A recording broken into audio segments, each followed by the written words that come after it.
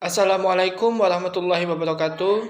Perkenalkan, saya Adi Chandra Irawan dengan NIM 20622119 dari kelas Akuntansi Malam 2. Yang terhormat Bapak Hendi Satria, SEMAK CEO, selaku dosen penggampu metodologi penelitian. Pada kesempatan ini, saya akan menjelaskan tentang penelitian saya yang berjudul Analisis penggunaan pembayaran QRIS dalam meningkatkan pendapatan UKM di Kota Tanjung Pinang.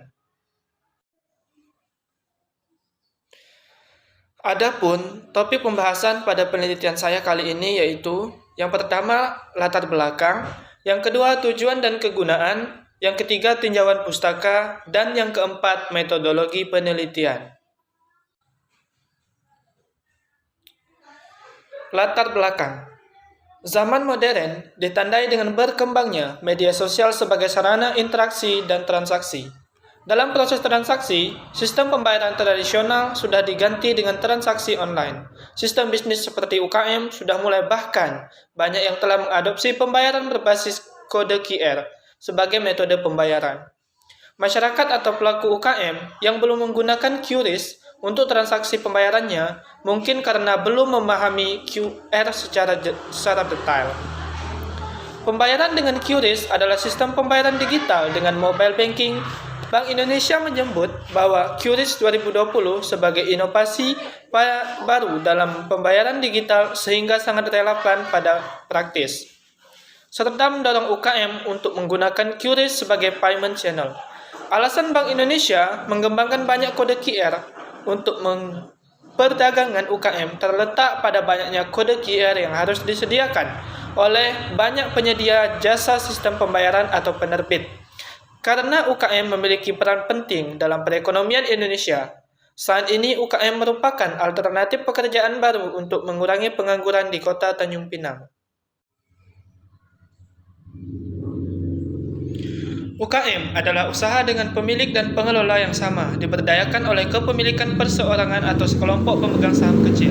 UKM mencakup berbagai jenis usaha, seperti perusahaan manufaktur, perusahaan dagang, dan perusahaan jasa. Keterbatasan UKM dalam menggunakan dan produksi informasi akuntan menyebabkan kegagalan dalam pengembangan bisnis. Pemerintah khususnya Wali Kota Tanjung Pinang memiliki visi dan misi untuk menjadi penggerak atau pondasi UKM. Pemerintah juga dapat memberikan bentuk dukungan lain seperti pengembangan sumber daya manusia pelaku UKM. Instrumen keuangan dan pengadaan dapat mendukung operasional usaha kecil. Untuk itu akan diupayakan penguatan dan perluasan implementasi di bidang ekonomi terkhusus UKM. Pengembangan UKM dipengaruhi oleh faktor pendukung seperti ketersediaan lahan, bahan baku, energi, tenaga kerja, dan penyediaan bahan sejenis.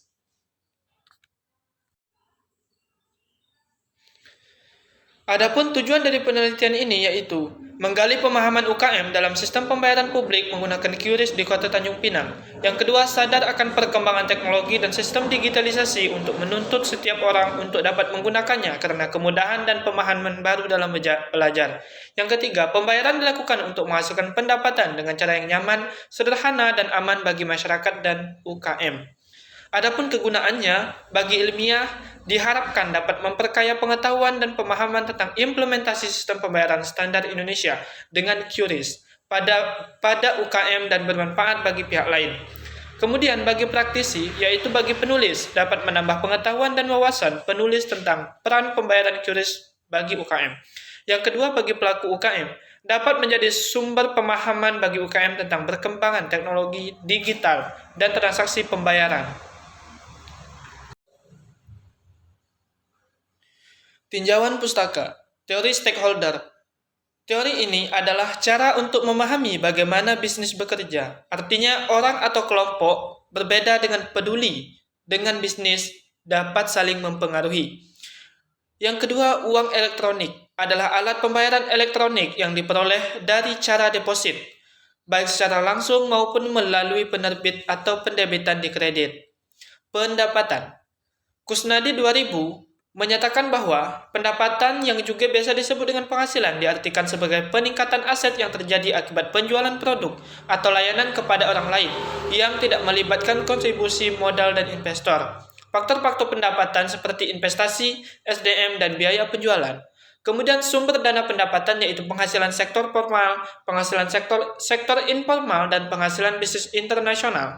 Jenis-jenis pendapatan seperti pendapatan perorangan, pendapatan tersedia, dan pendapatan domestik bruto. Adapun pendapatan berdasarkan sumbernya yaitu pendapatan kasar dan pendapatan neto. Pajak pendapatan merupakan elemen utama dalam penerimaan negara yang membantu menyediakan dana untuk belanja publik.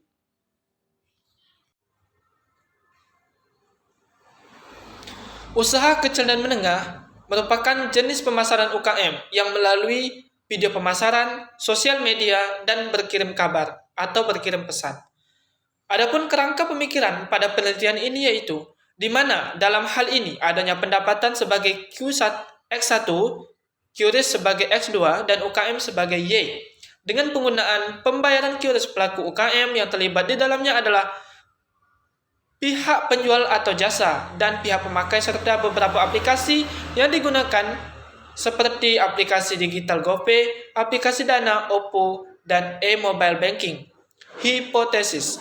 Diduga pendapatan UKM dan QRIS berpengaruh positif terhadap penggunaan aplikasi dengan adanya suatu kesatuan yang berpengaruh baik untuk meningkatkan suatu pendapatan perekonomian. Penelitian terdahulu. Pada penelitian terdahulu terdapat 3 jurnal penelitian nasional dan 2 jurnal penelitian internasional, yang mana kelima jurnal penelitian ini mempunyai kesimpulan dan pengembangan pembayaran QRIS terhadap pelaku UKM untuk meningkatkan pendapatan ekonomi dengan menggunakan pembayaran non-tunai, sehingga memudahkan pelaku usahanya dan terhindar dari berbagai kejahatan sosial. Metodologi penelitian. Jenis penelitian. Pada penelitian ini menggunakan jenis penelitian kualitatif dengan analisis data interaktif. Jenis data, memuat jenis data primer atau data mentah yang diperoleh dari saat melakukan pembuatan kuesioner melalui survei di Google Form. Teknik pengumpulan data. Teknik survei atau kuesioner adalah teknik pengumpulan data di mana responden lain diminta serangkaian pertanyaan atau pernyataan yang memungkinkan mereka menjawab pertanyaan peneliti. Populasi dan sampel. Populasi adalah domain generalisasi terdiri dari benda dengan ciri-ciri tertentu yang peneliti gunakan untuk mempelajari dan menarik kesimpulan dari penelitian yang dilakukan. Sampel yang digunakan dalam penelitian ini merujuk pada pelaku UKM yang ada di Kota Tanjung Pinang. Adapun sampel yang dapat yaitu UKM Cafe The Light, Isana, dan toko MMC atau minimarket counter handphone.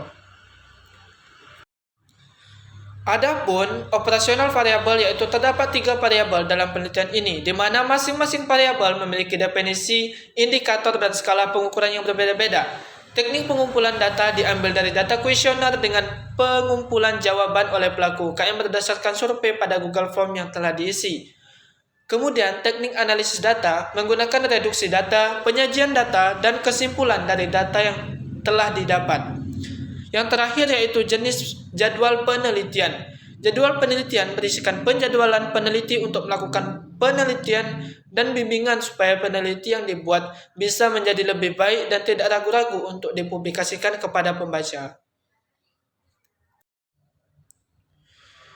Demikian penjelasan mengenai metodologi penelitian yang saya lakukan. Terlebih kurang